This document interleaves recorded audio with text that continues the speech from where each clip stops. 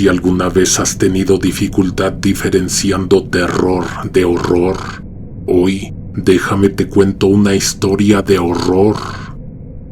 Es un relato violento, cruel, escalofriante.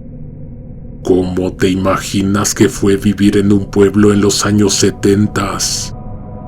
Casas de adobe, techos de lámina o teja, calles de terracería llenas de polvo cuando no llovía, y lodo hasta los tobillos cuando caía tormenta. La rutina era dura, los hombres trabajando, las mujeres cuidando la casa, y los niños jugando en la calle hasta que el silbido de la madre los llamaba a cenar. Quiero que pienses en ello, porque eso te va a ayudar a que entres más rápido en la historia que te voy a contar. Mis abuelos eran de un pueblo pequeño en el estado de Hidalgo. Un pueblo que dependía completamente de la actividad minera. Mi abuelo trabajaba en la mina. El trabajo era de 24 horas porque aunque los turnos eran distintos, la mina nunca descansaba. Día y noche los hombres se metían al socavón, respirando polvo y carbón hasta que les tocaba salir medio vivos a recuperar fuerzas. Mi abuelo trabajaba en el turno de la mañana, salía por ahí de las 5 de la tarde y nunca faltaba a su casa hasta que un día no llegó. Como a las 6 de la mañana del día siguiente, apareció desorientado el señor. Unos dicen que venía oliendo a borracho, otros que estaba tremendamente espantado, como si hubiera visto al diablo. Pidió que alguien prendiera el fogón y pusiera una olla de agua a calentar porque se quería bañar. El señor venía muy sucio, pero no como regresaba regularmente de la mina, más bien como si lo acabaran de desenterrar. Se bañó, se echó en el suelo y se quedó bien dormido. Ni siquiera dio una explicación. Es más, ni siquiera fue a trabajar ese día. Creo que era normal para un hombre de aquella época hacer lo que quisiera, sin que nadie lo cuestionara, pero se supone que así no era él. Nunca faltaba a casa, nunca actuaba diferente ni sospechoso. Era un hombre completamente de su familia. De entrada, esto hacía pensar que algo malo le había pasado. Lo dejaron descansar, durmió todo el día, toda la tarde y toda la noche. Cuando él despertó, mi abuela estaba sentada en una silla, mirándolo, esperando que le diera una satisfactoria explicación. Aquel día en que supuestamente se perdió, venía de trabajar la mina. Venía cansado. El camino además era largo. Él nunca quiso irse a vivir al pueblo que instalaron a un lado de la mina, porque decía que allá hacía mucho frío. Se estaba haciendo de noche y el cielo estaba completamente cerrado por las nubes. Era clima de montaña, el aire frío bajaba golpeando la piel, los árboles crujían con cada ráfaga y la neblina se extendía como una sábana vieja que impedía ver más allá de unos metros. Los matorrales se agitaban con violencia y el sendero, apenas marcado entre la maleza, parecía más peligroso de lo normal. Entonces dijo que de la nada le salió una mujer. Una figura llorosa con la voz quebrada, diciendo entre lamentos demasiado intensos, casi falsos, que su hijo se había caído a un hoyo, que si podía ir a sacarlo, que si no lo ayudaba se le iba a morir, porque ya llevaba medio día allá abajo. Lo llevo, dijo la mujer, y lo tomó firmemente del brazo.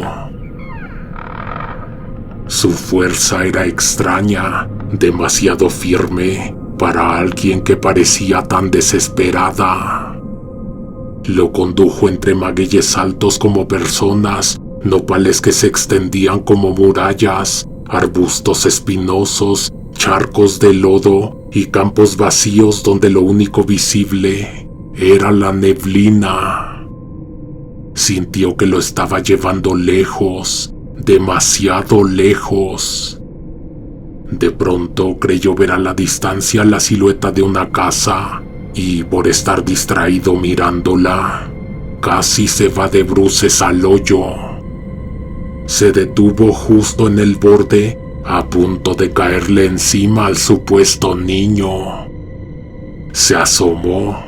Abajo no distinguía bien, pero alcanzó a ver un envoltorio, como una cobija enrollada. La madre decía angustiada que lo que más le preocupaba era que el niño había dejado de llorar. Mi abuelo pensó muchas cosas en ese instante. ¿Cómo se le podía haber caído un niño al fondo de un agujero tan hondo? ¿Cómo era posible que hubiera sobrevivido tanto tiempo ahí, si era que no se trataba de una trampa? El silencio provocaba desconfianza, pero de repente desde abajo el envoltorio chilló como una criatura viva.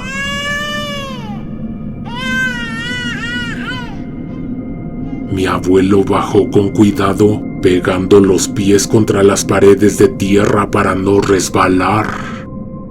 Llegó al fondo y se acercó. Cuando levantó el envoltorio, este se retorció de una manera asquerosa, repulsiva, como si se agitara por dentro, algo que no era humano.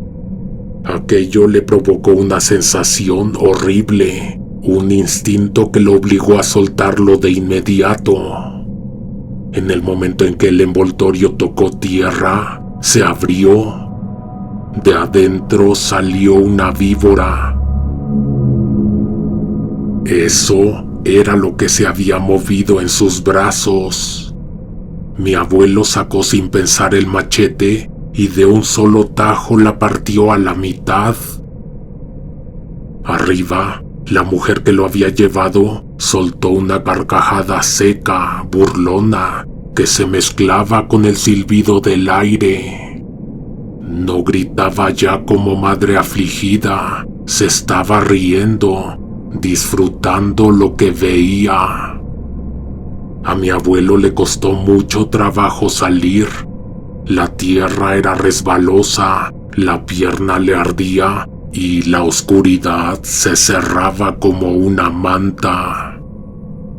Para cuando logró trepar y ponerse en pie, ya era completamente de noche.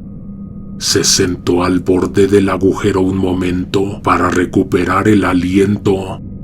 Encendió la lámpara de su casco con el poco combustible que quedaba. El chisporroteo de la mecha fue su único alivio. Lo único que podía hacer era caminar, regresar por donde había venido y recuperar el camino de vuelta a casa. Anduvo aproximadamente 4 horas, 1 hora en una dirección, otra en otra, pero ninguna lo llevó a ningún lado. La neblina era tan espesa que parecía sólida, y el sendero desaparecía frente a sus ojos como si nunca hubiera existido. Todo se veía igual: magueyes deformados, piedras repetidas, arbustos torcidos que juraba haber visto una segunda y una tercera vez. La lámpara apenas iluminaba unos pasos, y más allá no había nada que lo orientara. Fue como caminar en un vacío húmedo, interminable, como estar atrapado en un lugar que ya no era el monte de siempre. De pronto, empezó a sentir dormida la pierna. Bajó la lámpara y lo vio. Todavía tenía pegada la mitad de la serpiente, colgando como un trozo podrido que seguía mordiéndolo. El horror lo paralizó. Se arrancó el animal con las manos y vio claramente la mordida. 2 puntos rojos hinchados que ardían como fuego. Supo en ese instante que la víbora sí lo había picado. Mi abuela, cuando él estaba contando lo que pasó, le pidió que le mostrara la herida. Él le enseñó la pierna, pero por más que buscó, no había nada, ni un punto de sangre, ni un moretón, ni siquiera una pequeña marca. Extraño, pensó mi abuela. Cuando le amaneció a mi abuelo en el monte, con el sol levantándose y la neblina disipándose, se dio cuenta de algo todavía más extraño. El sendero que se pasó buscando toda la madrugada estaba a menos de 10 pasos de donde se había rendido. La herida en la pierna hubiera sido la única prueba de que no mentía, pero no había nada, como si la serpiente nunca hubiera existido.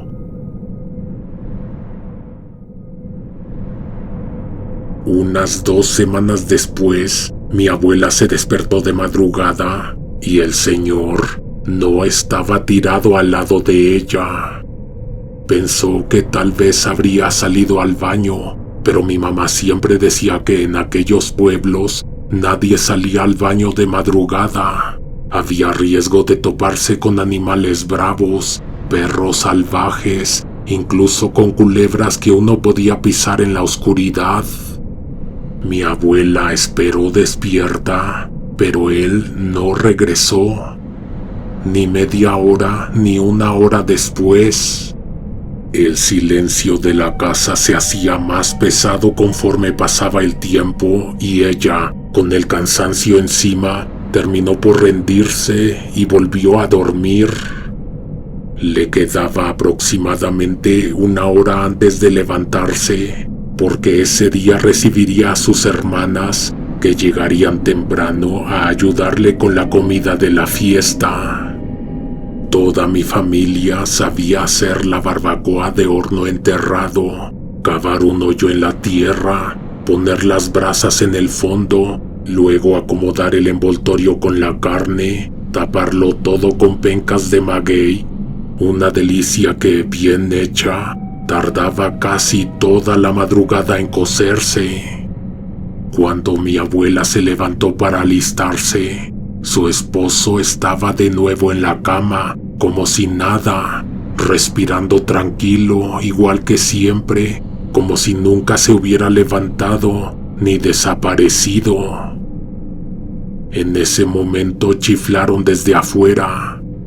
Eran las hermanas pidiendo que quitaran la tranca de la puerta para poder pasar.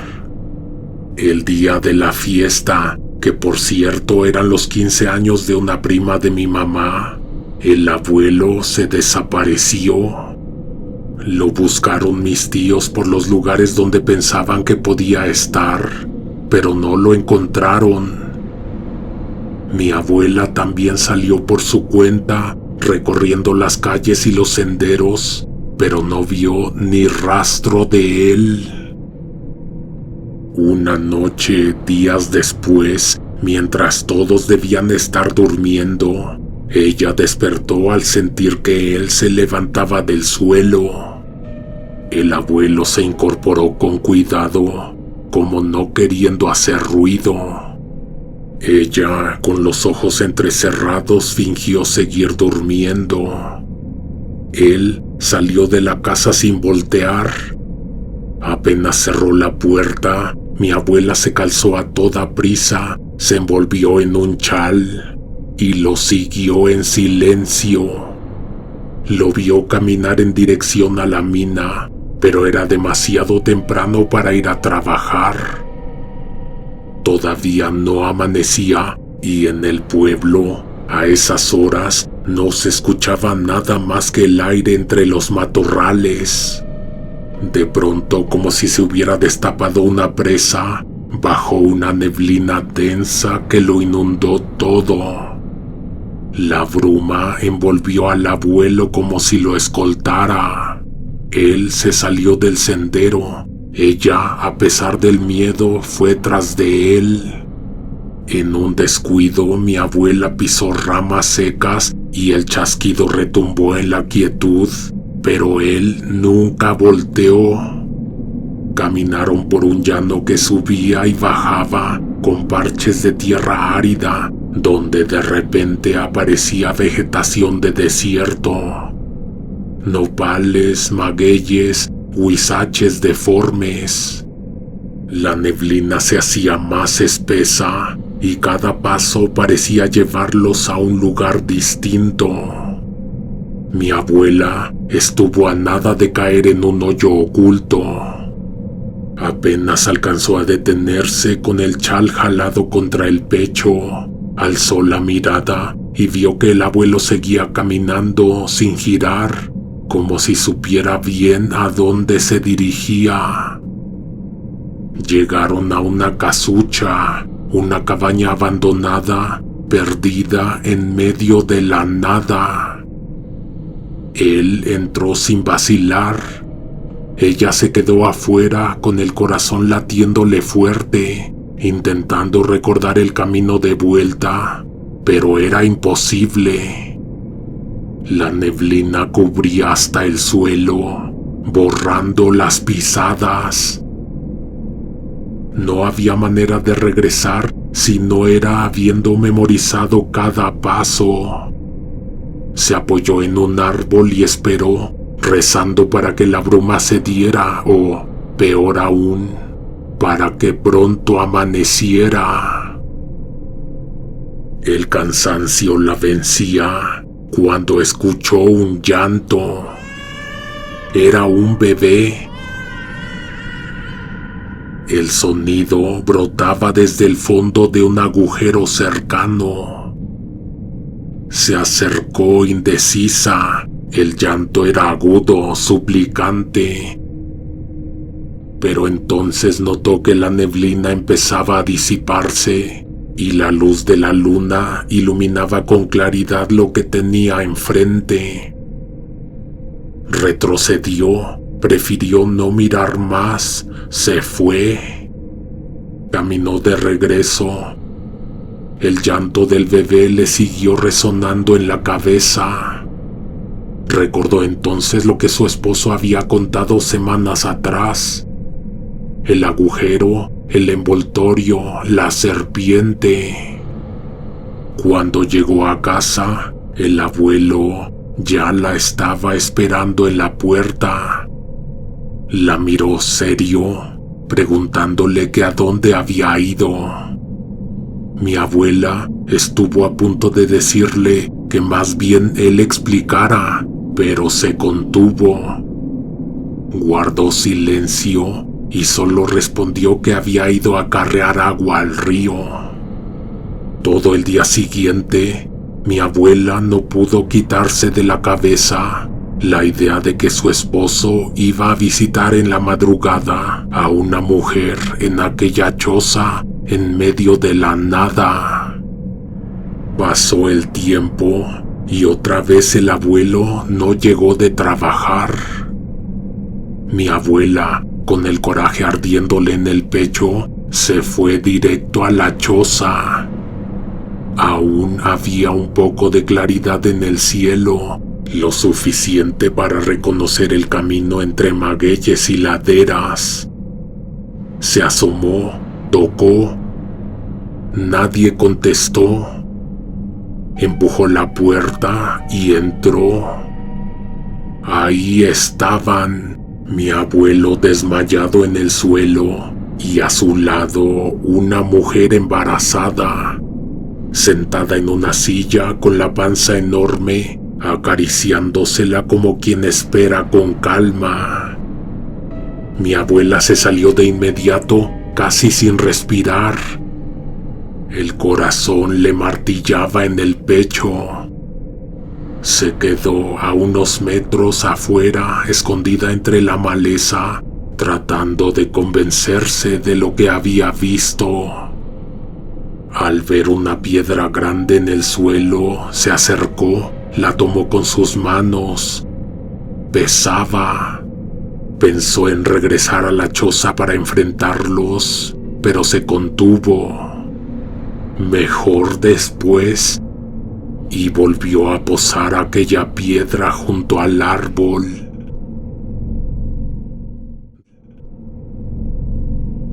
Durante días se dedicó a espiar. Iba, rondaba, se asomaba, y lo que notaba era que esa mujer estaba sola, todo el tiempo sola. Nunca más la vio acompañada, nunca vio que alguien entrara o saliera, ni siquiera al abuelo. Fue entonces cuando mi abuela empezó a pensar en algo que la atormentaba más que los celos. Cuando naciera el niño, ella se lo iba a quitar porque de todos modos era hijo de su esposo. Y se obsesionó con ello. No podía dejar de pensar en el hijo de su esposo, en la idea de que otra mujer iba a parirlo, que iba a criarlo, que iba a quedarse con algo que le pertenecía. Empezó a coser en las noches en secreto, alumbrándose con un quinqué. Primero tejió ropa de niña, segura de que sería mujer. Le bordó flores pequeñas en el cuello de un vestido diminuto. Después, de la nada, cambió de parecer. «Va a ser niño», murmuraba. Lo decía como si lo hubiera presentido, y entonces comenzó a bordar pantaloncitos y camisas. Pasaron los días, el abuelo desapareció, y esta vez no volvió jamás. Mi abuela lo buscó como loca, caminó senderos, entró a las veredas, preguntó en la mina, preguntó en las cantinas. Obviamente visitó la choza en el llano.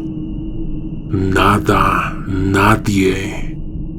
Nunca dejó de visitar aquel sitio como si su sola presencia marcara territorio.